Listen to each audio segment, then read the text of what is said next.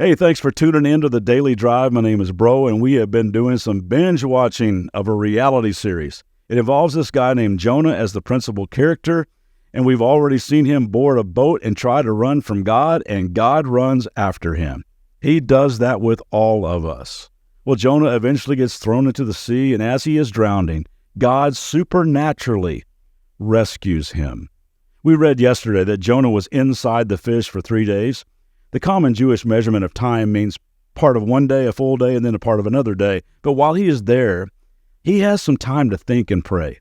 And he writes this really cool song of gratitude. It's kind of what I would call a rescue psalm. It says this in Jonah chapter 2. This is Jonah writing, "I cried out to the Lord in my great trouble, and he answered me. I called to you from the land of the dead, and Lord, you heard me. You threw me into the ocean depths, and as I sank to the heart of the sea, the mighty waters engulfed me. I was buried beneath your wild and stormy waves. I sank beneath the waves, and the waters closed over me. Seaweed wrapped itself around my head. I sank down to the very roots of the mountains. I was imprisoned in the earth, whose gates locked shut forever. But you, O Lord my God, you snatched me from the jaws of death. My salvation comes from the Lord alone." Man, how many of us could write something like that from our own life experience? So I got a homework assignment for you today, and I know all of you students are not excited about that, but I want to invite you to sit down sometime this week and just write one of these. Grab a Bible or get a Bible app and use Jonah 2 as a backdrop and just write your personal rescue psalm of gratitude. I think it'll be a great exercise for you to do. I think it'll raise your level of gratitude. I asked several friends to go ahead and do that, and they gave me permission to read theirs. They just sat down with the Bible. They used the format that Jonah wrote in Jonah 2, and they just wrote with incredible vulnerability and honesty. These are from the heart and so well thought out. They blew me away. These are men and women who have been rescued from various things. For instance, the guy who was rescued from a long-time battle with drug abuse. He writes, "As I sit in the living room in a cloud of smoke, I'm thinking, I'm drowning. I thought it's just pot. But in reality, I was sinking deeper and deeper into Satan's hands. But now I know God was by my side. And when I reached up, he reached down and pulled me out of the cloud.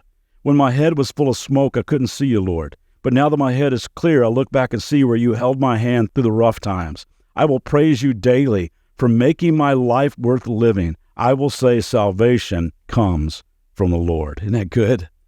From a girl who was rescued from an eating disorder, she writes, "Barred beneath my pit of perfection, the scale, the mirror, the failure, the pressure. My worth was my weight.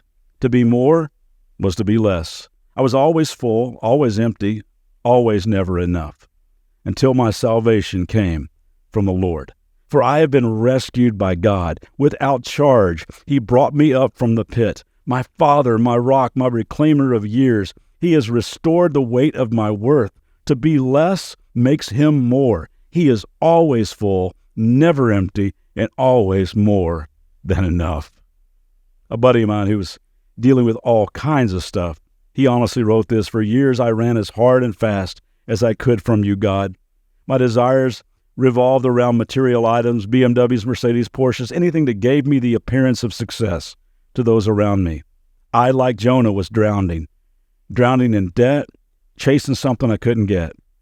No matter what I achieved, and it was never enough. I felt lonely, empty, unfulfilled. Nothing seemed to satisfy me. I kept chasing the dollars and hating myself. I believe you, oh God, allowed me to spiral out of control. You let me sink to the bottom until the light was turning to dark, and then you put people in my life that loved God and showed me how to love you. It was like the sun was coming out. It was like swimming from the dark abyss to the sunlight of the surface. You had pulled me up from the grave alive, just like Jonah. My salvation belongs to God." So what was your near drowning experience? What's your fish story? Most everybody's got one. How did God rescue you? Now, maybe it wasn't a fish that came along, but God did provide a friend or someone who got you to go to a recovery meeting or invited you to join their group. Or you received a text or a phone call out of the blue. Or somebody gave you a link to a podcast, or they handed you a book, or one day your kid said something that was kind of a wake-up call, and it started your rescue. Or maybe it was a mission trip or a service project or a worship experience, or maybe you were sitting in church and you felt like you were the only one there, and God reached down and he rescued you. So your homework assignment is this. If you're grateful, take some time and write a rescue psalm this week. It's a great way to get your heart in a place where you can celebrate the amazing grace of God. Get to work on that, and I'll see you back tomorrow for episode 3.